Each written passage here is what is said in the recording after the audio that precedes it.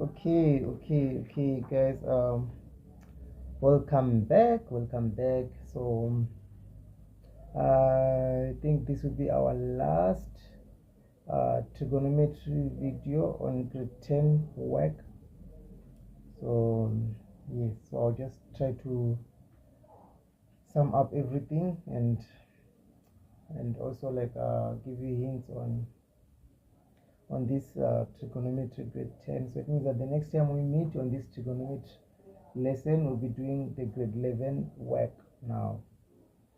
Okay, guys, so on the Cartesian plane, right? So mostly trigonometry is done on the Cartesian plane. So I'll just give a background of what a Cartesian plane is and how everything is on the Cartesian plane, and also how we show angles on the what? On the Cartesian plane, right? Before I can go to how everything is working on the Cartesian plane, right? So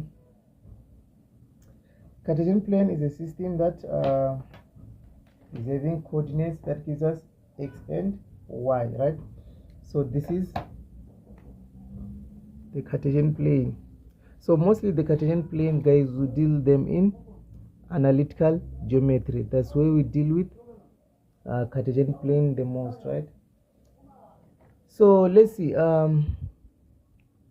So the Cartesian plane goes infinite like that. So this is our zero starting point, and this is the x-axis, and this is the y-axis, right? So from this side going that way, it is always positive, and then from this zero line to that way, it is negative. So this is the negative x side, this is the positive x side, and also have the positive y side and the negative y side, right? So every point on this Cartesian plane is a coordinate. So it means that it is having x and y point, x and y value, right?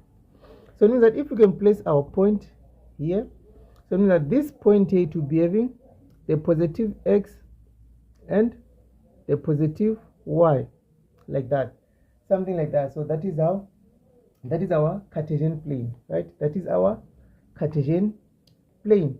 So how do you show angles on the Cartesian plane?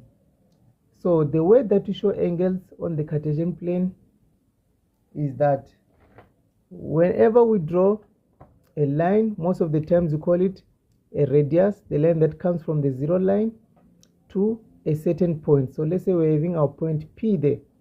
So it means that when we draw a line from the origin to this point P, we always have to return to the x-axis and never the y-axis. So it means that the line that is going to come now, it's going to come to the x-axis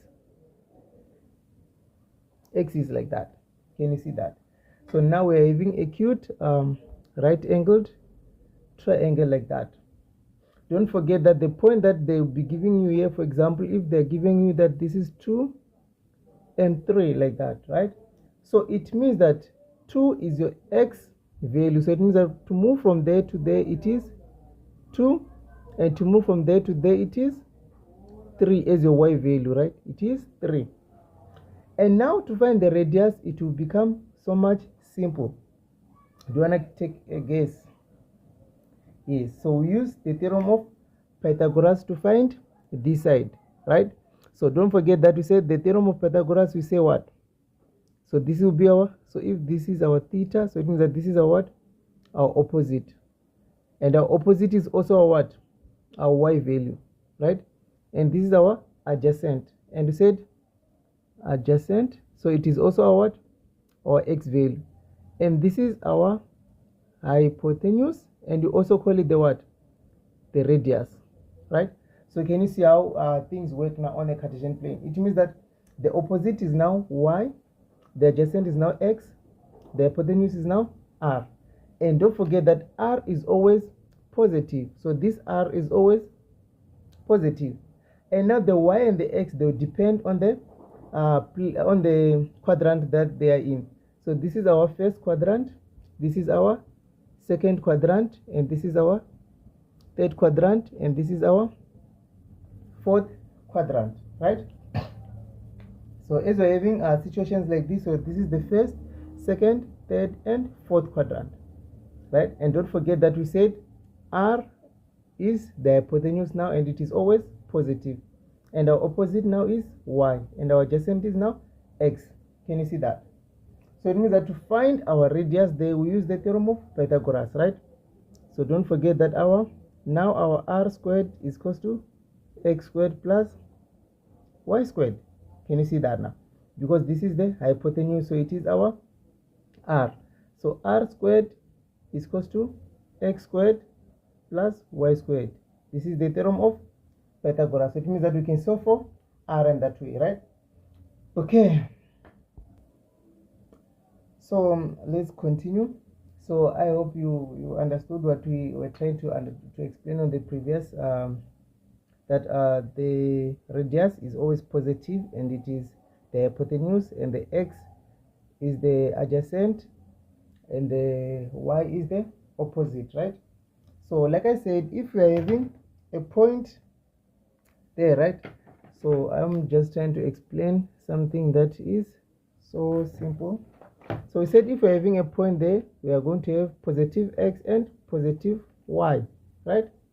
What about in this quadrant, the second quadrant? If we're having a point there, this point to take the negative X, so we're having negative X and positive Y, because going up way, it is always positive. When we go to the third quadrant now, if we're having a point here, this point we have negative X and negative Y. Can you see that? Because all our values are negative in the third quadrant. X is negative, Y is negative. When we go to this quadrant now, the fourth quadrant, if we're having a point there, then it means that our X is positive and we have a negative Y value. Can you see that? Yes. So let's try to see how our ratios are going to be like in these different type of quadrants, right? So let's see. So here our angle theta, it will be here, right? Our angle theta, it will be there. So again, you're going to have 90 degrees there. And in this quadrant, the same thing, our theta, it will be there. And we're going to have our acute right angle triangle. And in this quadrant, our theta there, and also our 90 degrees there. Lastly, in this quadrant, which is the fourth quadrant, we're going to have our theta there, and we're going to have something like this, right? Yes. So let's continue. If you can check very well,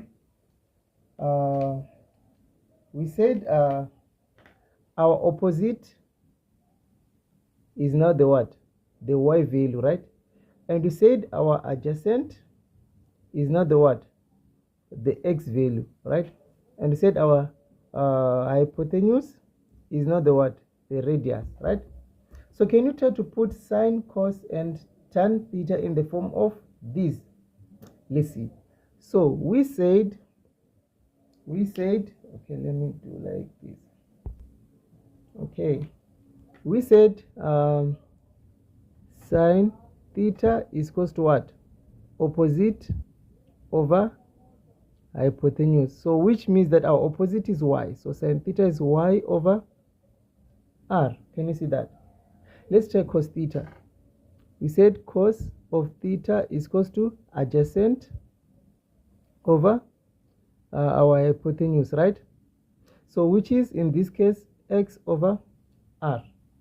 And lastly, let's look at our tan of theta, which we said it is equals to what? It's equals to opposite over the adjacent.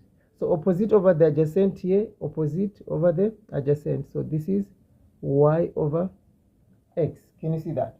So now we are having our ratios in terms of X, Y, and R.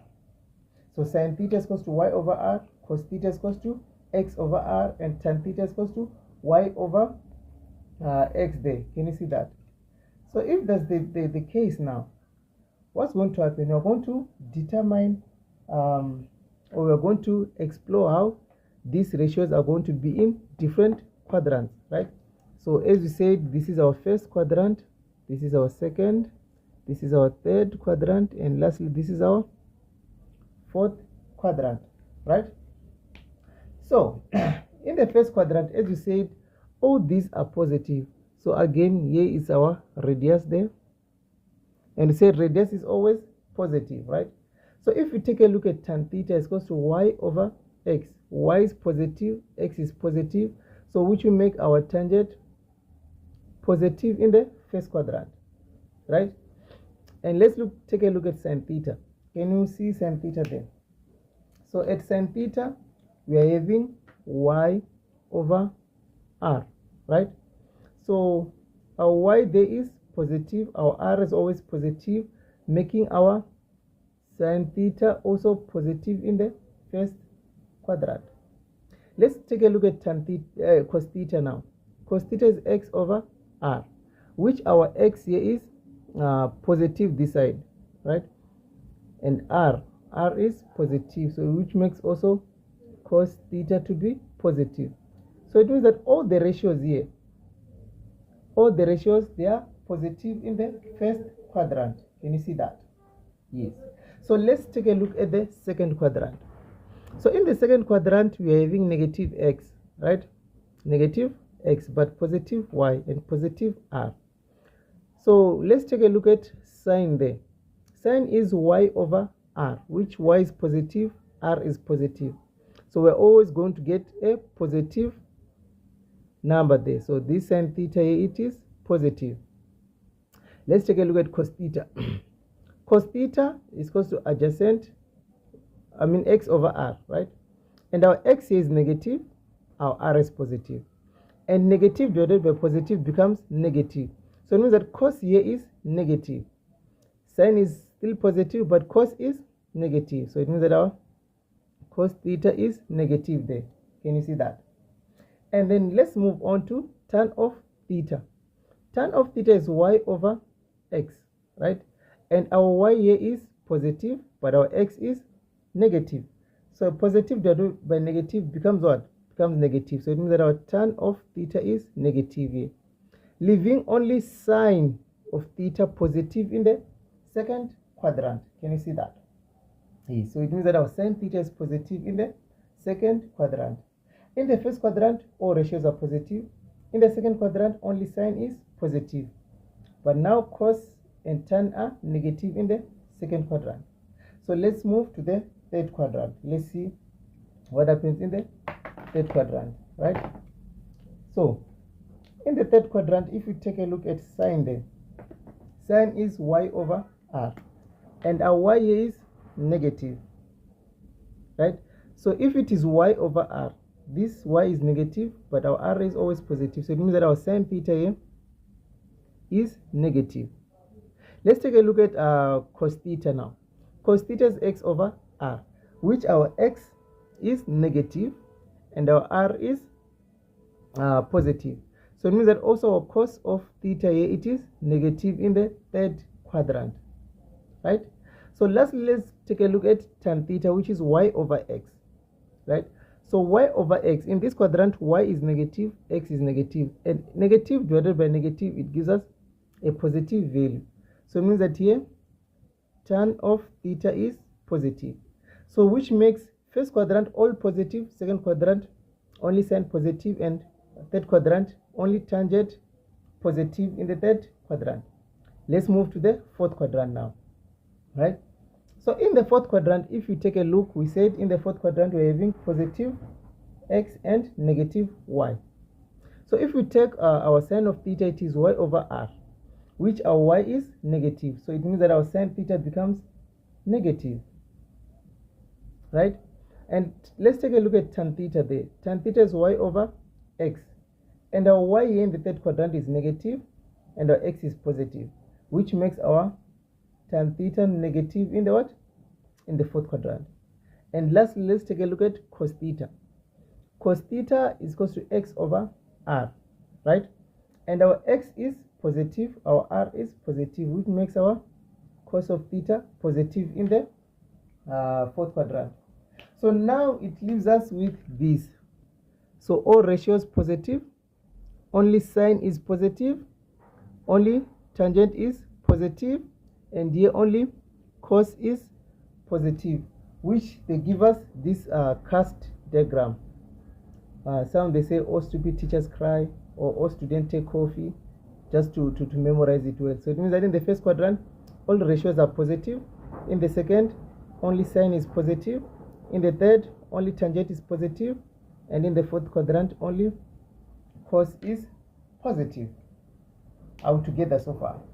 So it means that all these ratios, we can determine them in this way. So in the first quadrant, so if you're having, okay, before I can mention that, just know that in the first quadrant all the ratios are positive, in the second quadrant only sine is positive, in the third quadrant tangent is positive, and in the fourth quadrant only cos is positive.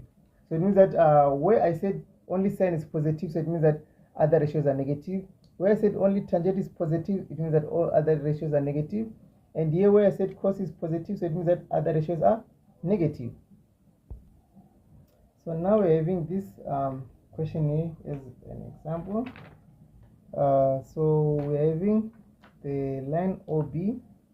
So this our origin here, it is O. So this line OB, and we're having angle beta there, and we're having this diagram like that. So this is our x, this is our y, right? They said find the length of OB, the value of cos beta, the value of tan beta, and the value of sin beta multiplied by tan beta, right? So to deal with this, it is very, very easy, guys. So this is how we can deal with this. So we said if we're having a point like this, right? So it means that this is representing the x and this is representing the y, right? So we can check which one is our x. So it means that our x is from here to here, so which is 1, right? And our y is from there to there, which is negative 3. So it means that we don't have the radius there. So it means that we can find the radius. And we said the radius, we can find it using r squared is equals to x squared plus y squared, right? So it means that our r squared becomes 1 squared plus negative 3 squared. So r squared becomes 1 plus 9. So which our r squared is equals to 10. And then our r becomes root of 10, right? Can you see that? So we can place there. So our r is root of 10, right? So from there now it means that we're having a triangle with all the sides. Can you see that now? So our radius is square root of 10, our y is negative 3, and our x is 1. So now they said we must find the value of cos beta, right? So what is the value of cos beta? We know that cos of any angle is equals to what? X over r. Remember we said cos is x over r, right? So what is our x? Looking at this, our x is 1. So this becomes 1 over, and our r is root of 10. And then that's our final answer. Can you see that? As simple as that. So moving on to cos beta. So what is the value of tan beta? What is the value of tan? We know that tan is equals to y over x. So which one is our y there? Our y is negative 3 there. So it's negative 3 over our x, which is 1. So which is the same as negative 3, like that, right? And lastly, let's take a look at sine beta multiplied by tan beta, right? So what is the value of sine beta when we're looking at this? So sine beta is equals to what? Y over r. So our y over r multiplied by this, which is y over x. So our y is negative 3 over our radius, which is square root of 10 multiplied by negative 3 over 1. So what do we get if we can use our calculator to get that? Yes, so we get 9 root of 10 over 10, something like that, right? So this is how we can deal with this kind of question. So I'll do the last example, and then again I'll leave you with work to do, and then we can do them on the what, on the questionnaire answering, right? Okay, so now we're having this problem. They said if sine theta is equals to negative 15 over 17 and cos theta is less than 0, right? Find the following. So this kind of questions, they are always in your question papers, guys. So we try to understand the meaning of this, right? So knowing math is understanding the meaning of what they are trying to say. So if they are saying cos theta is less than 0, so we know that any value that is less than 0 is negative. So here they're just trying to tell you that here your value of cos theta on that quadrant that you're going to draw is negative. Cos theta has to be negative. And at the same time, they're telling you that sine of theta is negative 15 over 17. So also at the same time, they're trying to tell you that they're also trying to tell you that sine theta on this situation, it is also negative, right? So to draw our Cartesian plane here, because this question we answer it on the Cartesian plane. So to draw this, it means that we must draw where cos theta is negative and also where sine theta is negative, right? So let's try to take a look and see where are those situations, negative cos and negative sine. So let's try to take a look of what's going on. So yes, let's continue.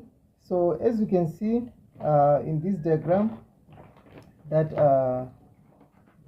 we're trying to see where cos is negative and also sine is negative. In the first quadrant, all of them, they are positive. Can you see that? Yes. So here only sine is positive. So here we cannot use this because sine already is positive, but we want where sine is negative, right? And when you look in the third quadrant, sine is negative here, and also cos is negative here. So we're going to use this quadrant as the quadrant that we're going to draw our solution, right? So let's draw our solution in this quadrant. So we're going to draw in this quadrant. And already they told us that sine theta is negative 15 over 17. Sine theta is negative 15 over 17. But you know that our sine theta is equal to what? It's equal to y over r. So it means that here there's a negative. So we're going to decide where our negative is going to be. But since we know that our r is always positive, so it means that our 17 is going to come here as the positive number. Now y is negative 15. So it means that this value here, it is negative 15. Can you see that? So now we are having a situation where we are having our theta there and the radius and the y value as negative 15 there. Can you see that? Yes. So now we don't have the value of x here, the value of x. So again, I said don't forget what you have already did, right? Don't forget that we can use the theorem of Pythagoras every time we're having two sides and we're having an unknown side, right? So to find the unknown, we can use the theorem of Pythagoras. So we know that our r squared is equal to x squared plus y squared, which our r is 17 squared is equal to our x, we are looking for it, plus our y squared, which is negative 15 squared, right? So if now we are having this situation, we know that 17 squared is equal to what? 289, because our x squared plus anything that is negative, if it is squared, it becomes what? It becomes positive, right? So this is 225, right? So dealing with the equation, so we know that our x squared will be equal to 289 minus 225, which is equal to what? Which is equal to 64, right? Now we can say our x squared is equal to 64, which if we do the square root both sides, so it means that our x will be equal to what? Our x will be equal to plus or minus 8. plus or minus 8. Now we are going to look at the quadrant where this situation is happening, so that we know if it is positive or negative, because the square root of any number is positive or negative, right? So it's plus or minus 8, right? So now let's take a look at this side. We said x here is positive, but this side x is what? Is negative. So we're going to place negative 8, just like that. So we're having the values of the triangle now. So it means that now we can solve for this. They said the value of cos theta. Cos theta, we know that it is what? It is x over r. So this is x over r, right? So which one is our x then? Our x is negative 8. So it's negative 8 over r, which is 17. So that is our answer there. And dealing with this one now, we know that our tan of theta is equal to what? Is equal to y over x, which our y there is negative 15 over negative 8 as our x, which these two will give us positive 15 over 8, because now negative divided by negative, it becomes positive. And lastly, the value of cos squared theta plus sin squared theta, right? So cos theta, we found that it is this, so it is negative 8 over 17, but it is being squared, plus sin theta, it is negative 15 over 17, so negative 15 over 17, but also being squared, right? So what do we get? So our answers that we're going to get on this, here we're going to get 64 over 289, and here we're going to get 225 over 289, and when we add the 2, we're going to get 289 over 289, which is equals to 1. So most of the times, or every time we're having cos squared theta plus sin squared theta, our answer is always 1. It is the identity that we are going to explore in grade 11, right? Having said that, again guys, you know that I have to leave you with something to do, so that we can work on it when I'm helping you with these questions, right? Yeah, so you can screenshot, or again I'll leave the link in the description where you can download this document, so that you can work on it on your own time. Having said that, guys, if you haven't subscribed, please do subscribe and support us, so that we can keep on creating content like this. So like and share and subscribe, and see you on the next one. Have a good day.